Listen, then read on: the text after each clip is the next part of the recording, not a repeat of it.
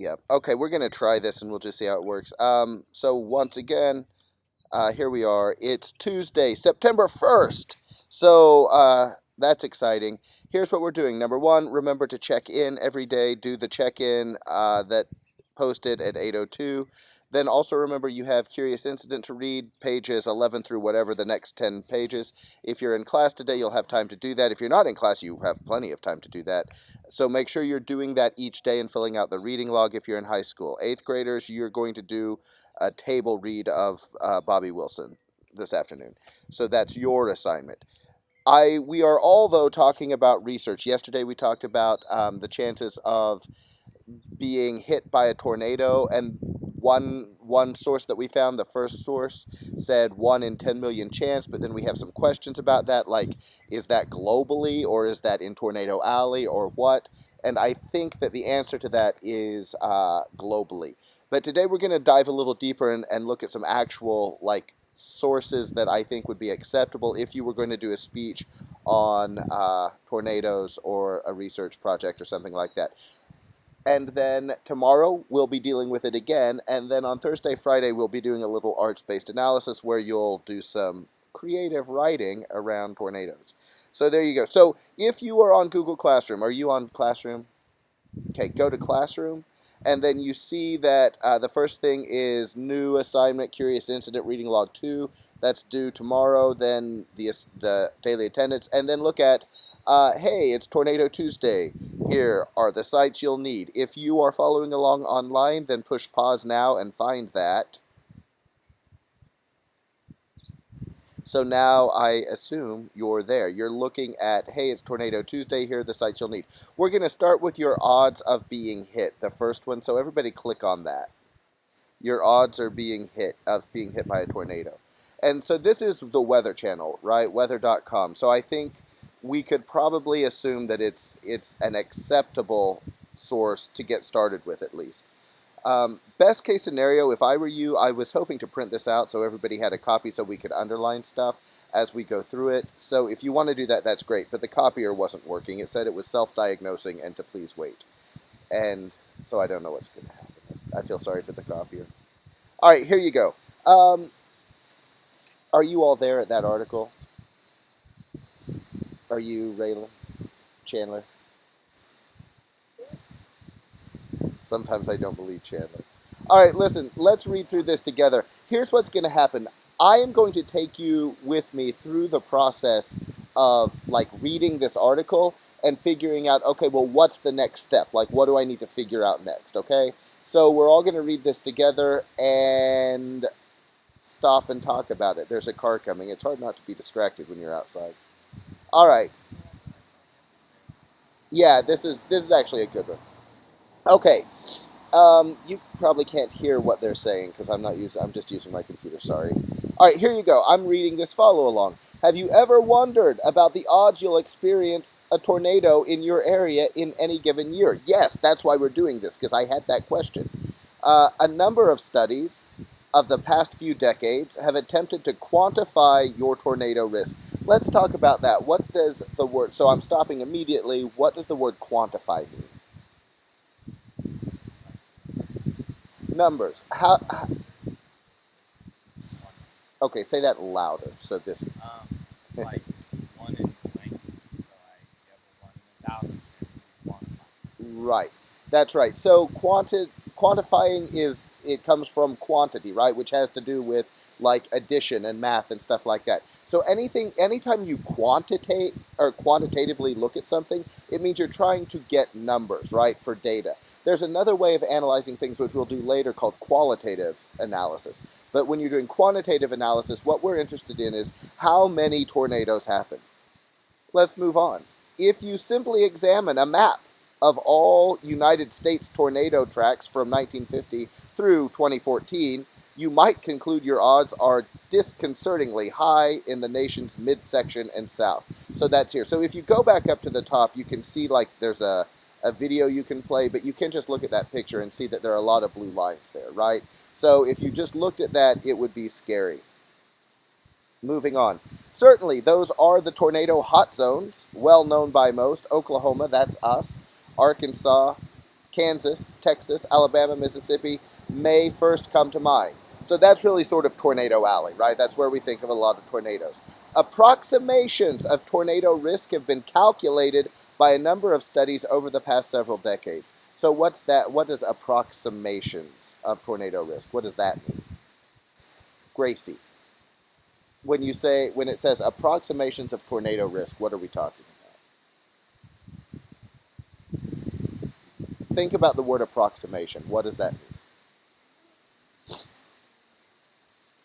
So just start talking with language. No, use your words. Yeah. Okay. So if something is so approximate, if I say if you, yeah,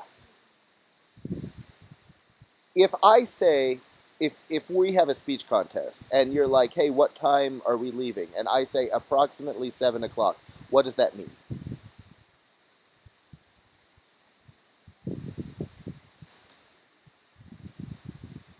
Ray, that's okay. I'm asking Raylan. I'm trying to include everybody. Okay. Around 7 o'clock. So if you approximate something, it's not a definite like this is for sure. Approximation. So there's no way to say in any given location a tornado will hit it, right? Approximately, here's what we know. Yep. Let's move on. Some of the earliest work to answer. Let me just say this: like reading to a class is the worst way of teaching, but because of this need to video and because you can't really hear them talk, uh, I'm just reading it. Some of the earliest work to answer the question was conducted by Joseph Schaefer and Donald Kelly in the 1980s. A 1986 study concluded that the tornado risk within 1 degree latitude, which is about 69 miles wide, and by 1 degree longitude, about 53 miles wide in the mid latitudes, grid box is maximum over central Oklahoma with about a 0.06% yearly risk. All right, so we're reading this for information, right? We're trying to educate ourselves, right? Number one, 1 degree latitude by 1 degree longitude. What are we talking about there? Yeah, we're talking about coordinates, right? But look at this also. According to this, 1 degree latitude is about 69 miles wide by 53 miles. Longitude is 53 miles. So what's the square mileage there? You can calculate that by multiplying 69 by 53. Would someone like to do that on their phone? Oh, that's good. Thanks. It's a high number, right?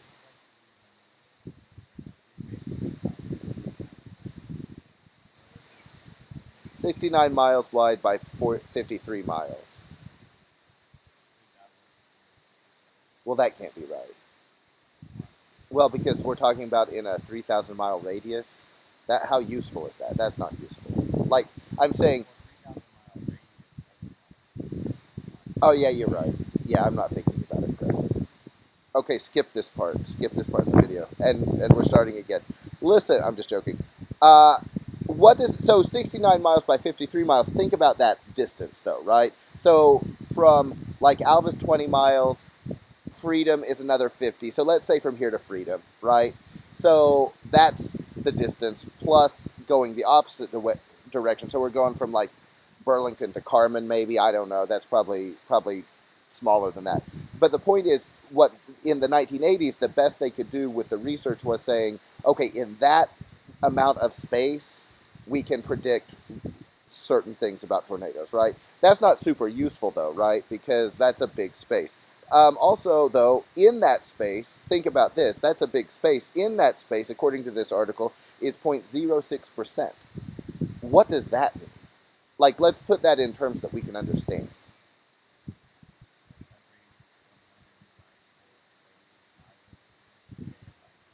Right. So Chandler says 135-ish years. So if you think about, I'm going to trust him because he's smarter at math than me.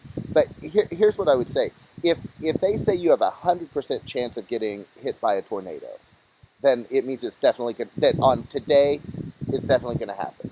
If they say you have a 50% chance of getting hit by a tornado, it may or may not happen, right? 50-50. If it's 25% chance, probably won't happen, right? But if it's a 0.06% chance that it will happen, like if it's a 1% chance, like bump it up to 1%. If it's a 1% chance, that means there would have to be 100 tornadoes in order for you to be hit by one, or once every 100 years. Does that make sense? So that's pretty cool. So the point is, in this area, in that big of an area, the chances are really astronomically high that you're going to be hit by a tornado, that Cherokee High School is going to be hit by a tornado. Let's keep going. Extensive tornado and severe thunderstorm climatology studies were conducted in the 2000s by Harold Brooks from the National Severe Storms Laboratory, among others.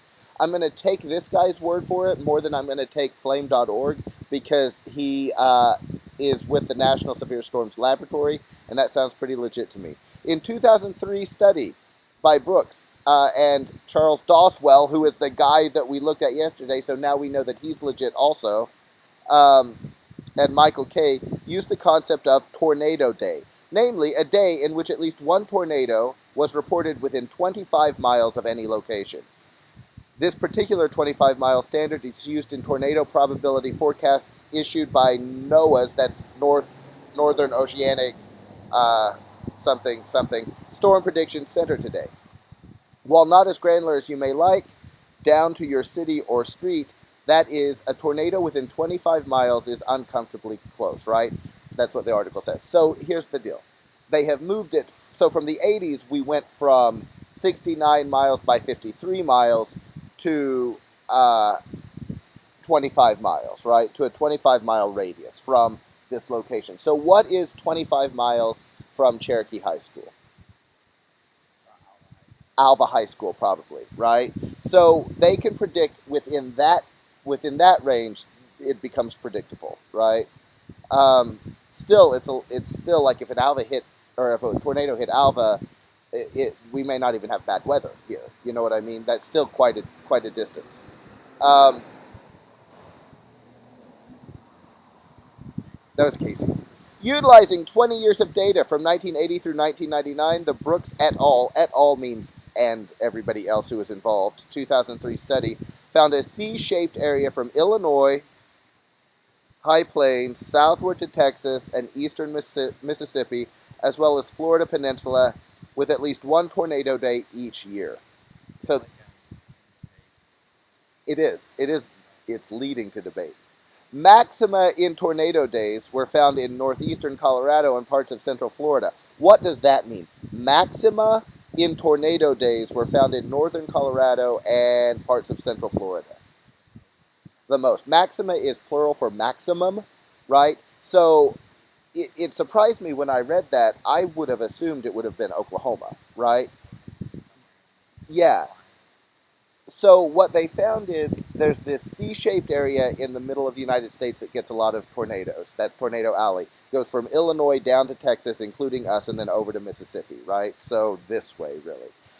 But the most tornadoes in that time period happened in northeast Colorado and in central Florida, which is sad for Disney World. Why might it be that there are more tornadoes in central Florida?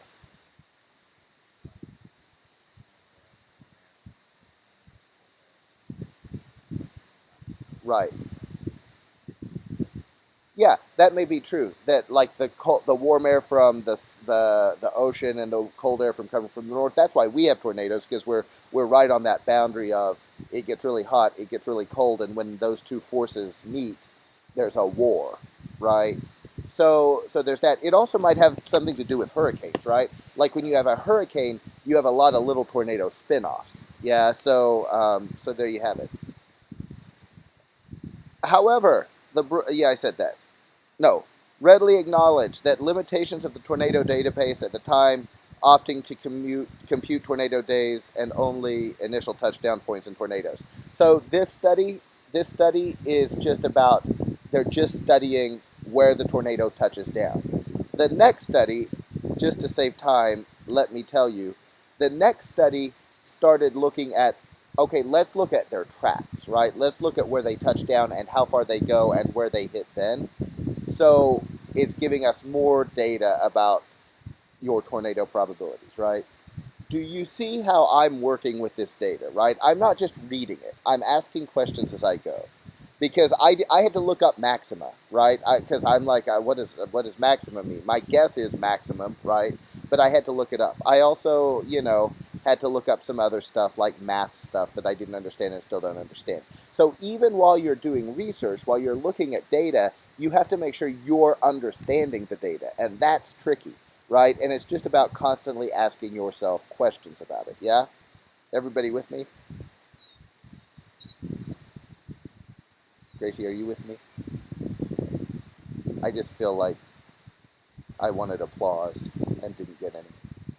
I'm looking at. I know. I know. Listen, I'm skipping down to first Coleman and Dixon used a statistic technique to incorporate entire tornado paths, right? Then I'm skipping again. They also considered only tornadoes of F to EF2 intensity and stronger, because if it's a super minor tornado, who cares, I guess, right? Although it could get bigger.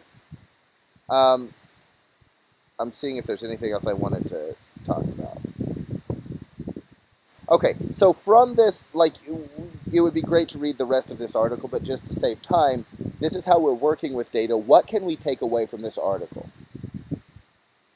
Like, what's the big takeaway in terms of, like, how we are dealing with our understanding of the likelihood that a tornado is going to hit Cherokee High School on any given day? It's very unlikely.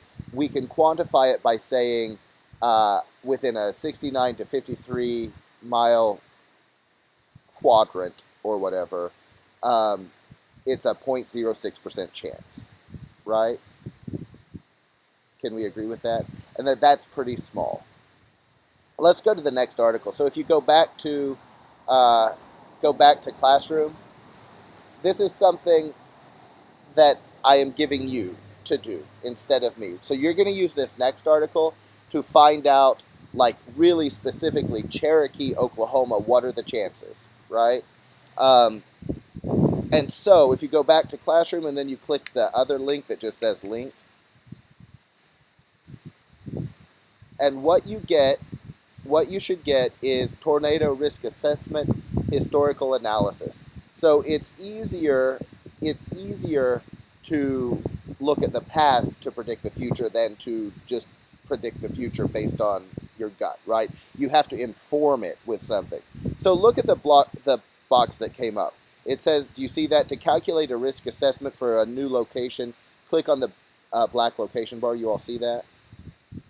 Okay, well, if you do, just close it. I'm closing it on mine. So if you look at this, in Oklahoma, in like central Oklahoma, you see that chart, 1950 to 2017, tornadoes with 100 kilometers, within 100 kilometers, right? You see those, and you see the tracks, right?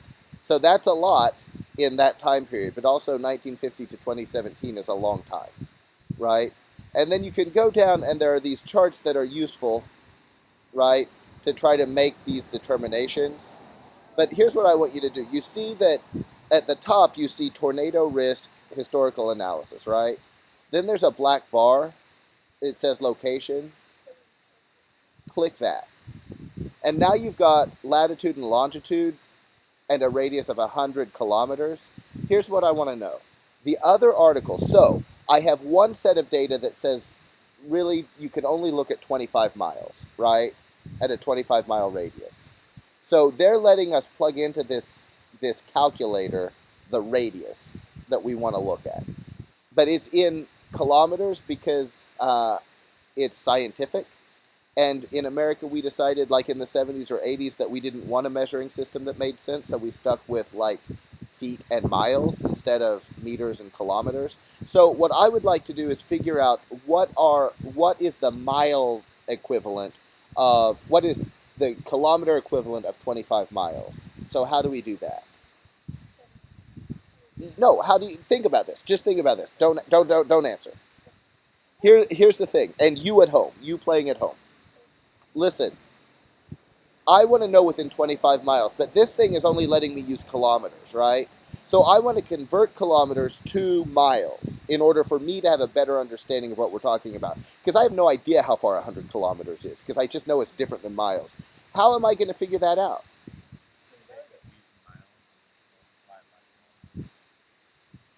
What's an easier way? What's an easier way? You have you have tools in front of you. Google it, right? So Google it and let's so I'm going to Google what I'm just going to say how far is 25 miles in kilometers. Hey, look at that. It converts it. Right, now I am doing the thing that I told you not to do last time, which is I'm just looking at the first thing Google gave me and I'm trusting it, but for our purposes, it's a converter, so it's probably right. So we want to plug in 40 kilometers. So go back to our calculator. You see where it says radius kilometers 100? Put in 40. So 40 is about 40 kilometers is about 25 miles. Type in the zip code of your choice. Okay, so let's say Cherokee. And then click run.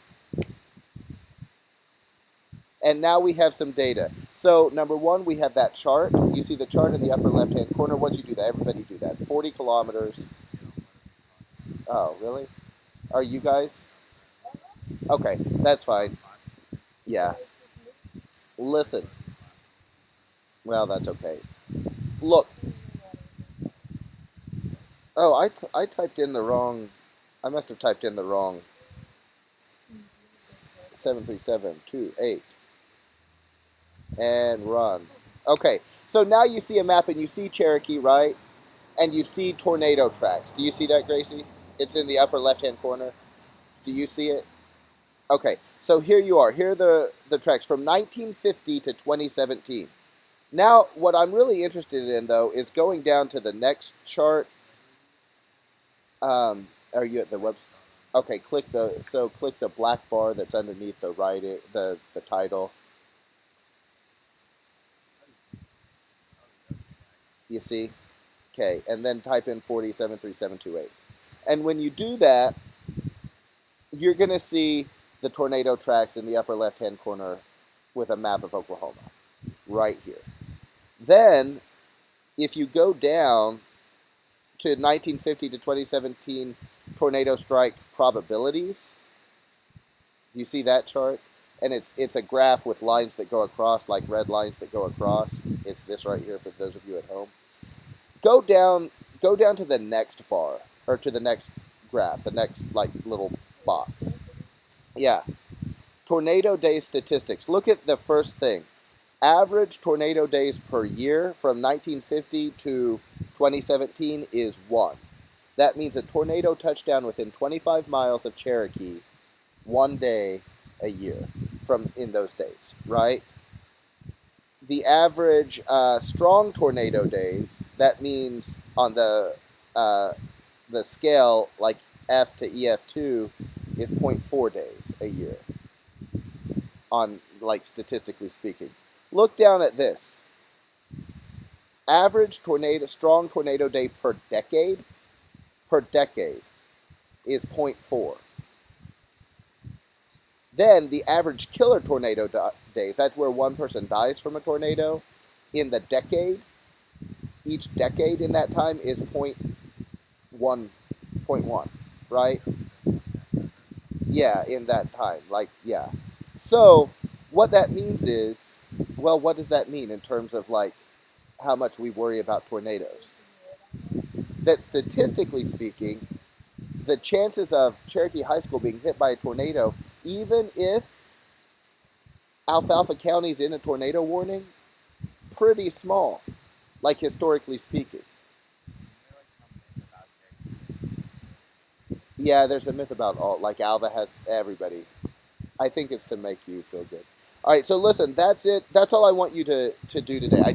We've been working with data. Thank you for playing along. Eventually, you will be working with data without me, But what I want you to do now is think about two things. Well, one thing, and that is just in terms of how we use this data.